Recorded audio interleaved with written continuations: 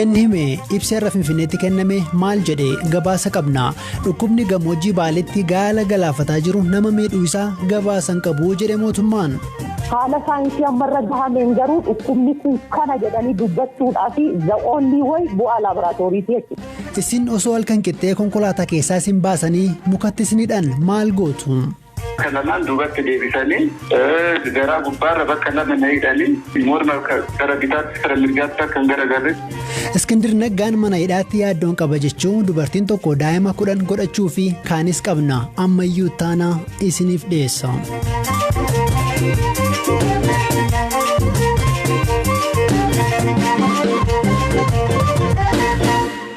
Naannoo Tigraayitti uummanni beelaan du'aa jira jechuun Daayirektarri olaanaa sagantaa nyaata addunyaa yookiin immoo WFP David Beasley himan. Qondaalli kun kana hanqisuuf ulaan deeggarsaa danqaa hin qabnee fi deeggarsi maallaqaa akka barbaachisu ibsaa turan. Tibbana dhaabbileen deeggarsaa fi biyyoonni Tigraay lafa lolli jirutti uummanni nagaa fiixee beelaa irra ga'eeraa jechaa jiru. Qonnaan bultoonni gama lixa Tigraay BBC'n dubbises waan nyaannu hin qabnu jedhanii turan. Guyyaarraa waajjira ministeera muummeetti ibsa qondaaltonni Itoophiyaa kennaniin beelli hin mudanne hanqinni dhiyeessii deeggarsaas hin jiru jechuun dubbatan. Ta'us sababa hidhattoonni TPLF haalellaa bananiin uummanni naannichaa parsantaa 20 ta'u hanqina midhaaniif saaxilameera jechuun himan. Habtaamuu Xababuu Finfinneerraa wal ibsa kana hordofaa ture. Galatoomii ammayyuu dhimma kana hojii wal qabatee ibsa har'a waajjira ministeera muummeetti kenname irratti deebii kan laatan koomishinara koomishinii hooggansa sodaa balaa biyyaalessaa kan ta'an Mitikuu Kaasaati. Isaanis beelli jira yookaan immoo uumameera jechuudhaaf haaldureewwan yookaan ulaagaaleen sadi guutamuu qabu. Isaan keessaa inni tokkos uummata naannoo yookaan immoo iddoo tokko jiraatu keessaa dhibbeentaan 20 hanqina nyaataa cimaa kan qaban yoo ta'e yookaan yoo isaan mudate inni kan biraan immoo daa'imman iddichatti argaman keessaa dhibbeentaan 30 ol hanqina nyaataa cimaadhaaf kan saaxilamanii jiran yoo ta'e akkasumas immoo guyyaa guyyaadhaan namoota 100,000 keessaa namoonni 2 ol sababa hanqina nyaataatiin kan lubbuun isaanii darbu yoo ta'edha kan beelli jira yookaan uumameera jechuu dandeenyu jechuudhaan obbo Mitikuu Kaasaa himaniiti kan isaan jiranii. Haa ta'u malee ulaagaalee sadeen kunneen keessaa tokkollee iddoo hin guutamnetti beelli jira jechuun hin danda'amu jechuudhaan dubbataniiru. Kana malees immoo hanqina dhiyeessii nyaataa akka hin qabnes koomishinarri koomishinii hooggansa sodaa balaa biyyaalessaa Mitikuu Kaasaa miidiyaaleedhaaf himaniiti kan jirani. Gama biraatiin immoo namoota naannicha keessatti gargaarsi nyaataa taasifamaafii jiru keessaa dhibbeentaan 91.3 kan dhaabbilee miti mootummaatiin gargaaramaa jiran akka ta'an himuudhanis haala kana keessattis beelli jira jechuun hin danda'amu yookaan immoo sirrii miti jechuudhaan himaniiti kan jirani. Haa ta'u malee gargaarsa midhaanii kana gama geejjibsiisuutiin iddoowwan tokko tokkotti rakkoon isaan mudachaa akka jiru kunis immoo loltoonni TPLF dhukaasa tasaa banuudhaan akka ta'e koomishinar Mitikuu Kaasaa dubbataniiru. Rakkoon akkanaa wayita isaan mudatuttis deeggarsa raayyaa ittisaatiin gargaarsa midhaanii kana dabarsuudhaaf hojjetamaa akka jirus himaniiti kan jiran.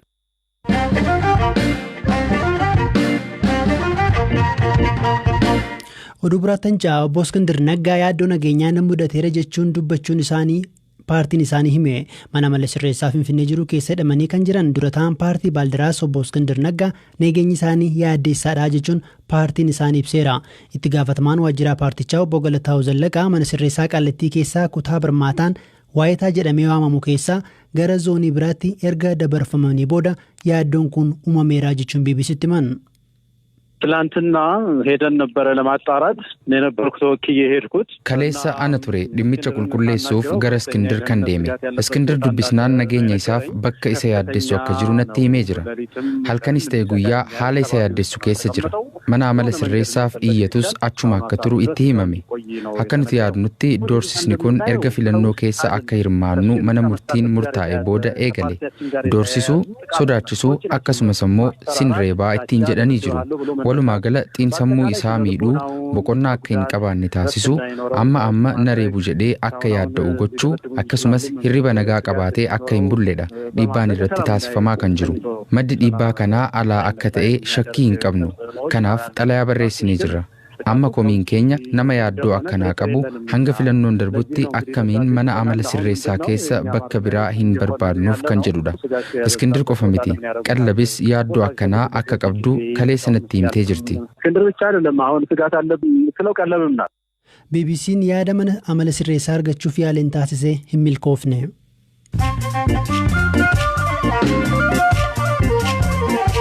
Amma immoo oduuwwan gaggabaaboon isinitti himaa naannoo Tigraayitti barumsi kennamuu eegalee maatiin BBC naasofsisee keessaa rakkoo nageenyaan erguu akka sodaatan himaniiru.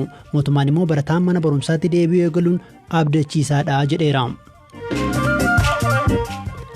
Loltoonni Somaaliyaa waraana Tigraay keessatti qooda fudhachuu gabaasni UN akeeke kana dura haadholiin Somaaliyaatti hiriira bahanii turan garuu mootummoonni ifatti mirkaneessan hin jirani. Dubartiin Afrikaa kibbaa Gosiyaamee Tamaaraa Sitolee jedhamtu al takkaatti daa'imman 10 deesse kunis addunyaarraa reekardii haaraa ta'e galmaa'u mala jedhameera.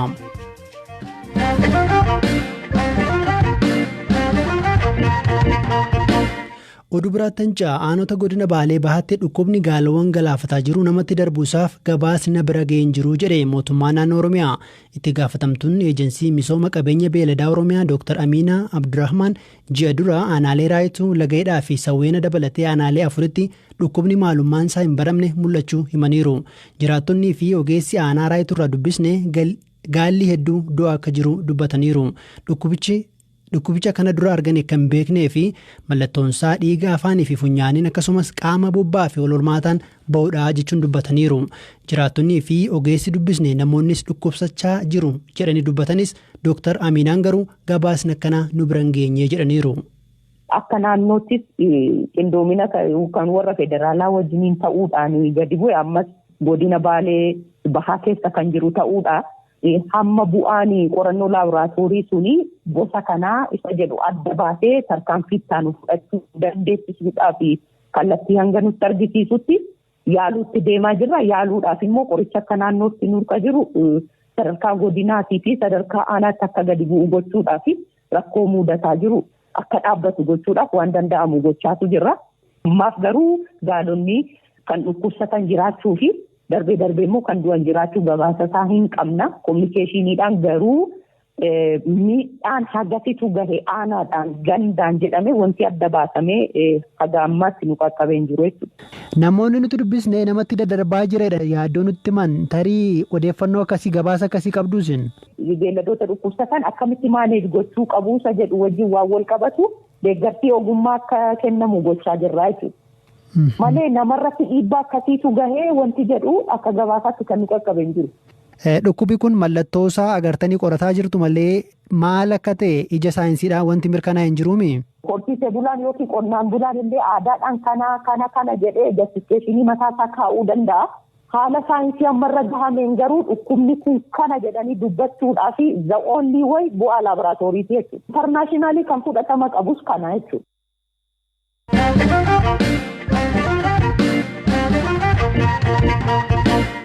Poolisiin godina Shawaabaa kanneen konkolaachisaa mukatti hidhanii konkolaataa saaman to'annoo jala ooluu beeksise. Taateen kun baatii darbee eebila bultii 14 bara 2013 godina Shawaabaa aanaa Daamituu bakka Warjaa Washguulaa jedhamutti raawwate. Konkolaachisaan Effeessaarree Obboosiisaa Fayyisaa jedhamanii fi abbaa ijoollee 3 ta'an osoo buttaa jiraarraa gara Shaashamannee deebi'aa jiraniiti. Reebichi akkasumas saamichi kan irratti raawwate. Namoonni kun erga konkolaataa fudhanii booda isaaniin immoo laaftoo gubbaa baasanii bakka 3 isaaniidhaan namni isaaniif birmatullee hin turre. Erga baree booda garuu namni isaan argee poolisitti erga eeruu kenneen booda poolisiin isaaniif dhaqqabuu himaniiru. Waan gaafa isaan mudate Habtaamuu Xoobuutu dubbise. Wanni Shaashamannee ta'ee karaa buttaa jiraa ga'ee watan deebi'u akkantaa gaafni sa'a torba kan ta'utti na dhaqqabe wanni kun rakkoo jechaadha. Namoota 5 sadarkaa 3 garafa qoonni godhanii tokkoffaa dhagaadhaan cufanii lammaffaa immoo wanni kaawwee qabataniiranii sadaffaa immoo konkolaataadhaan cufan aynata 3 jecha karaa cufanii tokkichi karaa kan bitaatiin seenee karaa raddaatti seenee nabuusee afran karaa mirgaatiin dhufanii naqabaniituma nabuusaniin booda sun kan karaa bitaatiin seenee makiinuma fudhatee deeme. Afran immoo ana naqabanii deemanii haada sinii qabu haada qopheeffatanii dhufanii eega naqabanii wanni qawwee sibiila fudhatanii dhufanii naqabanii fuudhanii booda wiikitti nagalchanii eega nagalchaniin booda rukuttaadhaa fi wanni tokko waa'ee siyaasaa nagaafatanii an siyaasaa san keessa akkan hin jirretti himee abbaa qabeenyas eenyu deeggaredhaan abbaa qabeenya abbaa inni deeggaru hin beekanii. Ani egaa qabadhee konkolaataa kana ganaa torban tokko. Kanaafuu anti waan nan beeku hin jiru jedhee tolchine booda gadi rukutanii kan booda fuudhanii mukarratti masan jechaadha. Mee eessa fa'aa sindaan maaliidhaan sin rukutan? uleedhaan duwida keessa kan onneedhani kan boodaan wanni irra mukarra ol bahuu dadhabnaan mukarra nam tokko ol bahee harka mirgaa ol harkisee wanta harkisee garuu na qundaanaan wanta isaan harkaanis ol hin ta'e kan booda achirratti mukarra eegan baheen booda hidha dadhaban jechaadha. Hidhaa mukarratti kan hidhan. Harka lamaan duubatti deebisanii garaa gubbaarra bakka lama na hidhanii wanni morma kara bitaatti kara mirgaatti kan garagarretti wanni haadan badandoo waxaranii kan hidhanii kan booda miila mirgaatti toldachaasanii hidhanii na biraa deeman jechaadha. Muka akkamii irratti isin hidhan? Mukni giraariidha. Haga mana tokko waliin fagaatee jira wanni lafarraa oli. Akka baala wayii qaba. Akka sochoonetti wanni waliin hidhan jechaadha. Yeroo san maaltu isinitti dhaga'ame? Bakka wanta sibiilatis homtuu manatti fakkaanne wanta haada argugini haada wanni hidhanii natti fidan. Bakka macarrasa nan ajjeesina wanni nan asakaayyee yookiin kan ajjeessa ta'e sibiila narra dafaatu naaf isaa malee haada nan ajjeesina hidhee ta'e wanni ittiin. Mee keessattuu wayita isaan hidhanii isin biraa deemanitti maal yaadaa turtan? Bilbilli kiyyaas makiinuma keessa kan jiru konkolaataa keessa jira. Iyyuu miti dubbachuudhaaf hafuura giddiin baafachuutti jira. Mormi isaatti hidhan kan mormatti illee hidhan morma keessa seeneera. Kanaafuu nafti kiyyaas dhiita'eera. Hafuura giddiidha kan baafachuutti jiru.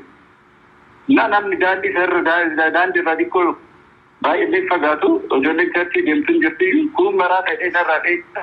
Kun immoo natti dhiyaachaa midhaan tokko dhufeetu maal inni rakkinni jedhee wanta na gaafatu wannan dubbachuu sun hin dandeenyeef sun ta'ee itti dubbatti himne kan booda kara poolisiittis naa bilbile kara warraatittis naa bilbile kara biirottis wanni enne kan booda dhufanii hundumtuu naa dhaqqabee poolisoonni itti dhufanii na buusan jechaadha.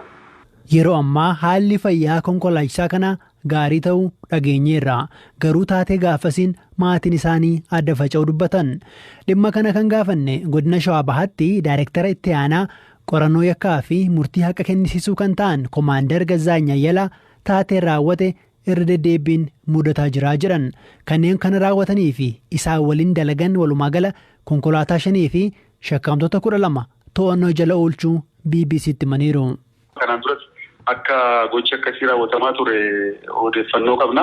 Edda saamaniin booda bakka ga'aan hin beekamu ture odeeffannoo kana arganneen booda qorannaa jalqabne qorannaa keenyatti fufnee namoota kana saaman keessa shakkamaa tokkoffaa asuma magaalaa Adaamaatti hordoffii gooneen to'annaa jala oolchine. Sanaan booda innis konkolaataa kana akka saamaniin magaalaa Moojoo mana mooraa dhuunfaa akka geessanii dhoksanii jiran odeeffannoo nu kenne eeruu sanaan marraasisnee konkolaataa qabnee jirra.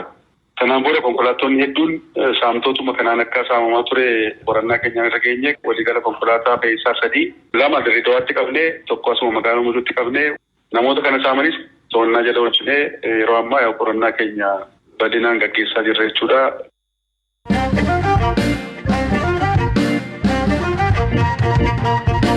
Dhaggeeffattoota keenya sagantaan BBC afaan Oromoo roobii galgalaatti fufeera. Oduuwwan naafeetu jira isinitti meergasii bora nagaan dhaammadhaa. Atileet Lattisanbat Gidee riikardii addunyaa meetira 10,000 guyyoota 3 dura atileet Siifana san cabsee turte kaleessachuma hingilutti cabsuun maqaa ofitti galmeeffatteetti. Atileetiin kun kana dura riikardii addunyaa meetira 5,000 cabsitee turte. Oduu biraatiin immoo Doonaald Tiraamp Naayijeeriyaan Tiwiitar uguruun ishee gaarii gootee jedhanii jajaniiru. Mootummaan Naayijeriyaa erga kaampaaniin Tiwiitaraa barreeffama pirezidantii balleessee boodadha Tiwiitara dhorkuusaa kan beeksise. Dhaggeeffattoota keenya oduuwwan dabalataaf gara websaayitii keenya bbcafaanoromoo.com imaluudhaan achiitii argachuu dandeessu. Sagantaa haaraa kan isiniif dhiyeesse ammayyuu taanadha. Kan isinii qopheesse yaadataa biraanuudha. Boor jechuunis kamisa galgala walitti deebinaa. Halkan gaarii.